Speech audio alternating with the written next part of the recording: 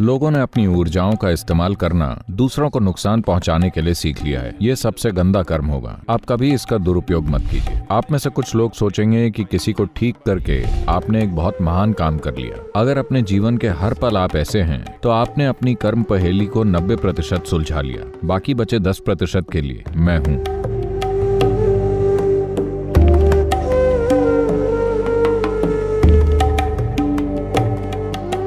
कर्म मतलब कार्य। 4 तरह के काम किए जा सकते हैं: शारीरिक, मानसिक, भावनात्मक और ऊर्जा द्वारा। Of all these things, the energy action is the most important one. इन सभी में ऊर्जा द्वारा किया गया काम सबसे महत्वपूर्ण है, सबसे लंबे समय तक रहता है और सबसे ज्यादा मुक्त करने वाला भी, अगर सही तरीके से किया जाए तो। अगर आप इसे गलत ढंग से करें, ऊर्जाओं द्वारा गलत ढंग से किए गए कार्य का किसी के जीवन पर प्रभाव कहीं ज्यादा होता है गलत तरीके से किए गए शारीरिक, मानसिक और भावनात्मक कार्यों की तुलना में।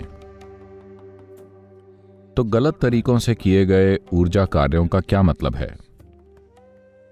एक चीज ये कि दुर्भाग्यवश मुझे ऐसी कुछ चीजें देखनी पड़ी जो मैं नहीं देखना चाहता था।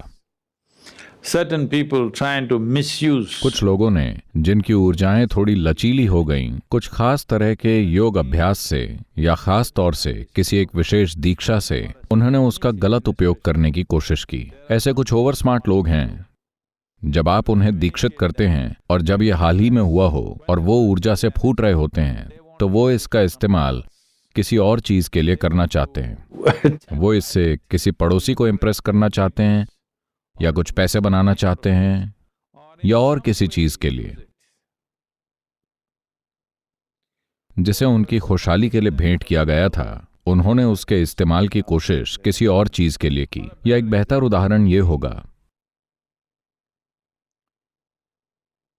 देखिए, आप किसी नकारात्मक काम को कई तरह से कर सकते हैं। एक तरीका ये कि आपने यहां बैठे हुए सोचा कि किसी को जिसे आप पसंद नहीं करते उसे मर जाना चाहिए या उसे आप कैसे मारें, ये तक सोच लिया।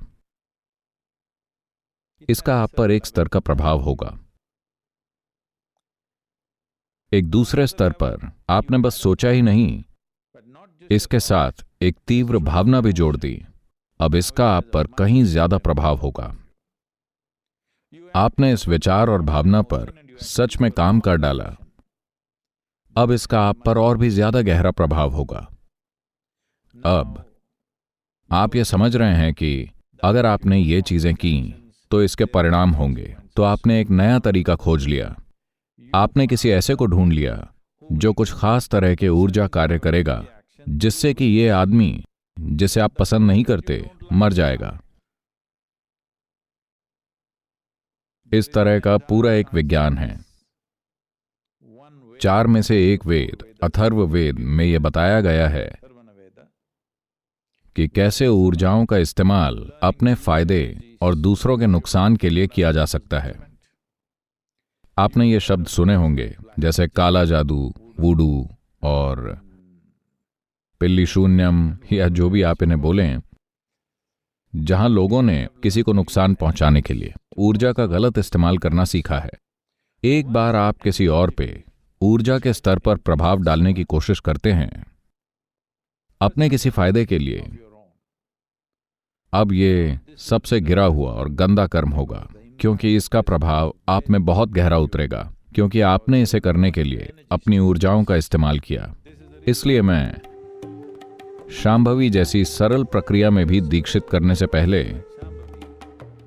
आपको इस दुनिया की मां बनने के लिए कहता हूं, ताकि आप कभी भी इसका दुरुपयोग ना करें।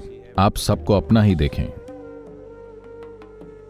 क्योंकि ऊर्जाओं में यह विस्तार एक बहुत गहरी जिम्मेदारी के भाव के साथ होना चाहिए।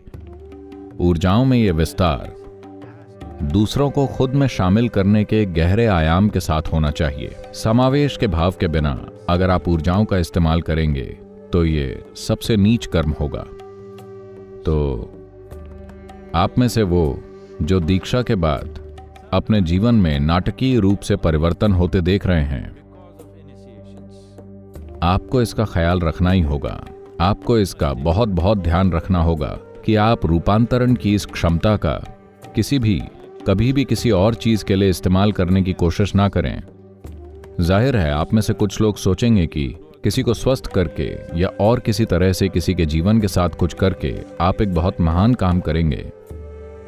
नहीं, यह सबसे गंदा काम होगा, क्योंकि जब आप ऊर्जाओं के इस्तेमाल की कोशिश करते हैं पर अभी भी आप में गुस्सा बचा है, अभी भी You are capable of drawing boundaries of what is you and what is not you, what is yours and what is not yours. आप सीमाएं खींचते हैं कि आप क्या हैं, क्या आप नहीं हैं, क्या आपका है, क्या नहीं है। जब ऐसी चीजें अभी भी बची हैं तो आपको कभी भी ऊर्जा के स्तर पर कुछ भी करने की कोशिश नहीं करनी चाहिए, क्योंकि ऐसे किसी कार्य का प्रभाव बहुत बहुत गहरा होगा। इसलिए शांभवी जैसी बुनियादी प्रक्रिया में भी दीक्षित होने के लिए आपको इस दुनिया की मां बनना चाहिए, और ये आपके कर्मों को परास्त करने का भी एक बेहतरीन तरीका है।